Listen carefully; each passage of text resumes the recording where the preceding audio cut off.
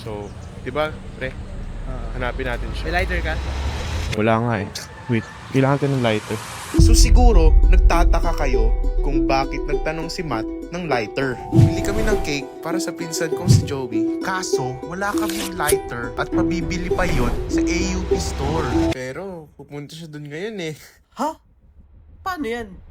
Eh di, huwag tayo magpahuli. Ayun, yung nag-i-e-bike guys. Siya yun. Firstly, sa kantin muna tayo. Okay, Matt. Lead the way. Tanongin natin kung may lighter sila. Kuya, may lighter po kayo? Wala. Nagamit namin dito. Ay talaga? Okay. Bili na lang tayo lighter, pre. Wala yun ng AUP store. Feel ko may sira tong camera na to. Okay. So, dapat ganito. So, andito tayo. Kung saan gagala tayo. Or maglalakad lang tayo. Kasi guys, ito, master editor to eh. Tinan mo, maglalagay siya dito ng pogi ako. Ayoko! Ikaw na lang. 6 minutes into the walk. Hindi naman siya nakakapagod. Yabang mo ah. Porket palagi ka nagpa 5km run. Okay, sa editor na to, ilagay mo yung kung saan pogi ako. Yung mga clips na pogi ako.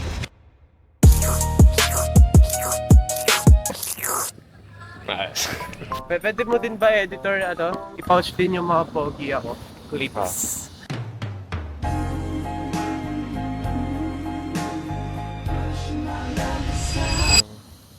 Ay, kung wari nagtitingin-tingin tayo kasi, di ba?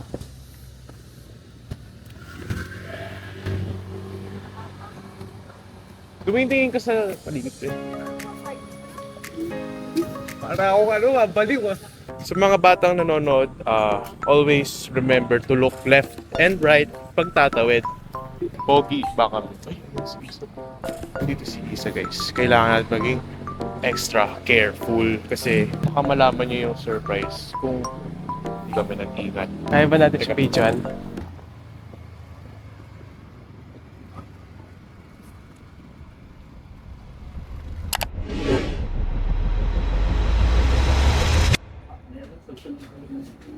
Ate, pwede po ba mabayaran na lang gusto ka? Pwede daw. Ito ba? Okay, good quality. Makapagsindi tayo ng kandila o isa pa. Siguro sinasabi nila isa na nasa na kaya tayo. Ayun nga Isa, pag napanood mo to, wala lang.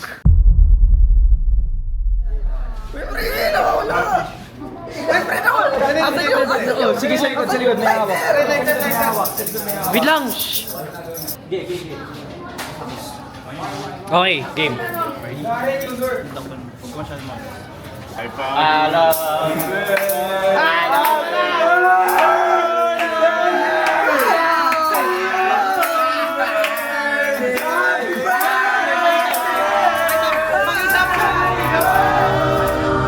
Teka, ba't parang ang bilis ng pangyayari?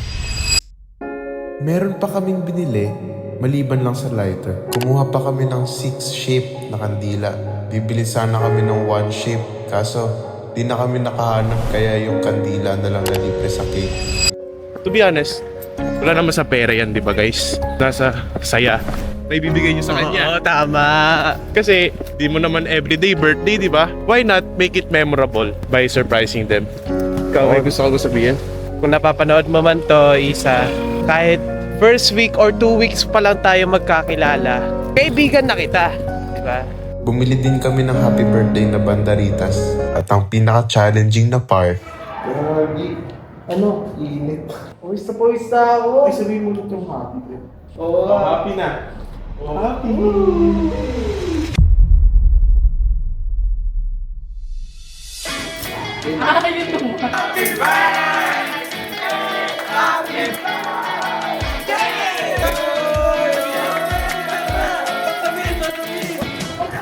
Happy.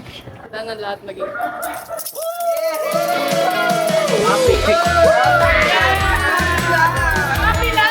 Happy naman siya guys. Happy birthday. Lang. Alam mo kung bakit Bakit Mapapanood mo happy yan. lang? Kasi para araw-araw, happy ka. Hindi lang sa birthday mo. Kaya happy lang. Para palagi kang masaya.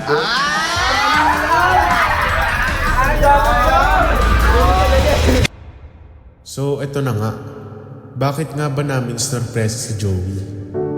May kasabihan nga na the greatest gift you can give someone is your time. Because when you give someone your time, you are giving a portion of your life that will never get back. At yun talaga ang dahilan kung bakit namin ginawa ang video na to. Hindi lang para kay Joey, kundi para sa ating lahat. Gusto namin ipaalala na ang oras natin sa mundong ito ay napakabilis lumipas at ang pinakamagandang magagawa natin ay sulitin ang bawat sandali kasama ang mga taong mahal natin sa buhay. Pera, madaling kitain yan muli. Mga material na bagay kapag nasira, anong gagawin mo? Kayang-kayang palitan yan. Ngunit ang oras, ang bawat segundong lumilipas ay tulad ng isang patak ng ulan na sumasama sa agos, nawawala, ngunit nag-iiwan ng marka. Sulitin natin yung pagkakataon na kasama pa natin sila, na kaya pa natin silang mayakap, mayaya kumain, makwentuhan. Ang simpleng pag-upo sa tabi ng pamilya mo, ang pagtawag sa mga magulang mo para lang kamustahin sila, o ang paggising sa umaga na may oras ka para makipag-asaran sa mga kapatid mo, iyon ang mga totoong kayamanan. Sa huli, kapag tumanda na tayo, hindi naman yung mamahaling regalo ang lilingunin natin. Ang laging mananatili sa puso natin ay ang mga alaala na noong magkakasama pa tayo. Kaya pagkatapos ng video na to, sana yakapin mo ang pamilya mo. Text mo ang kaibigan mo, iyain mo sila. Maglaan tayo ng oras at sulitin natin ang bawat segundo natin. Maraming salamat po sa panonood. Huwag kalimutan, respetuhin ang lahat. Peace.